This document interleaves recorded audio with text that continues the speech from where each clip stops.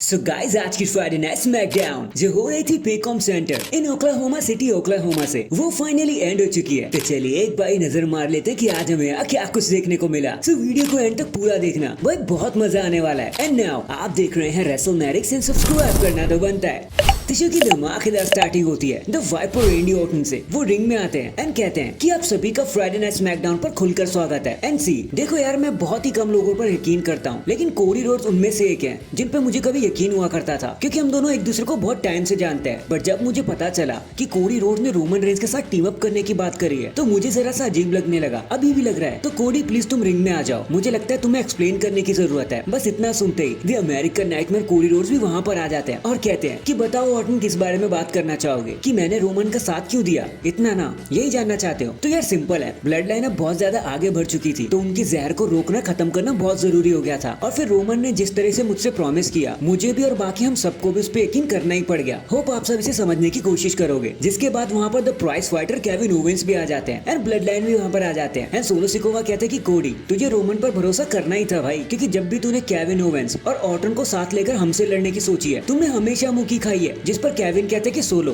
एक तो तुम अपना मुंह बंद रखो, हम में से कोई तुम्हें सुनना नहीं चाहता। और रही बात तुम्हारी, तो भाई ब्लड लाइन को तो हम देख लेंगे बैड ब्लड के अंदर, लेकिन आज मैं और रेंडी ऑर्टन फ्री हैं, तो क्यों ना हम एक मैच कर लेते हैं। जिसके बाद ये सेगमेंट यहीं पर खत्म हो जाता है। नेक्स्ट हमें नाइट का सबसे पहला मैच देखने को मिलता है बेली एंड नायोमी के बीच में, जहाँ जो भी जीतेगा वो नया जैक से लड़ेगा bad blood for the WWE championship. अब मैच तो ये काफी अच्छा ही था, बस ज्यादा एक्सप्रेस करने के लिए यहाँ पे कुछ हुआ नहीं, क्योंकि एक बेली टू बेली लगाकर एक एल्बो ड्रॉप लगाकर बेली बड़ी आराम से नायोमी को पिन कर देती है और मैच को जीतकर बन जाती है नंबर 1 कंटेंडर। जिसके बाद वो ऑडियंस के साथ सेलिब्रेट करती है। फिर वहीं बैक स्टेज में हमें एंड्राडे एंड एले नाइट देखने को मिलते हैं, जहाँ एंड्राडे कहते हैं कि भाई लास्ट टाइम तूने मुझे हराया, मैंने तेरी रिस्पेक्ट भी करी, बट मैं जहाँ से आया हूँ ना, हम लोग हैंडशेक करते हैं, लेकिन तुमने उसे रिफ्यूज कर दिया और तब तुमने मेरी रिस्पेक्ट खो दी। जिसके बाद कार्मेलो आकर एले नाइट पर अटैक कर देते हैं और कहते हैं कि Andrade I got something for you. जिसके बाद हमें एंड्राडे वर्सेस कार्मेलो के बीच में एक सिंगल्स मैच देखने को मिलता है, जब बताने का कुछ खास हुआ नहीं, बट अपना बदला लेने के लिए वहाँ पे एले नाइट आ जाते हैं और उनकी डिस्ट्रैक्शन का फायदा कार्मेलो को मिल जाता है। फिर एक रोल ऑन पिनफॉल की मदद से वो एंड्राडे को पिन करके मैच को जीत जाते हैं। जिसके बाद एले नाइट अपनी दोस्ती का हाथ बढ़ाते हैं एंड्राडे की तरफ, लेकिन एंड्राडे उसको रिफ्यूज कर देते हैं इस बार। फिर हमें Orton and Kevin back stage में देखने को मिलते हैं, जहाँ कोडी रोड्स आ जाता है और कहते हैं कि भाई केविन हमें बात करनी होगी, मुझे लगता है कुछ मिसअंडरस्टैंडिंग हो गई है। तो केविन कहता है कि भाई ठीक है, लेकिन फिर कभी बात करेंगे, आज नहीं। और हाँ, हमारे मैच में दखल अंदाजी करने की कोशिश ही मत करना। फिर रेंडी ऑर्टन कहते हैं कि कोडी देख, अगर ब्लड लाइन ने कोई अटैक करने की कोशिश करी तो शायद तुम हमारी हेल्प करने आ सकते हो। तो कोडी कहते हैं कि फाइन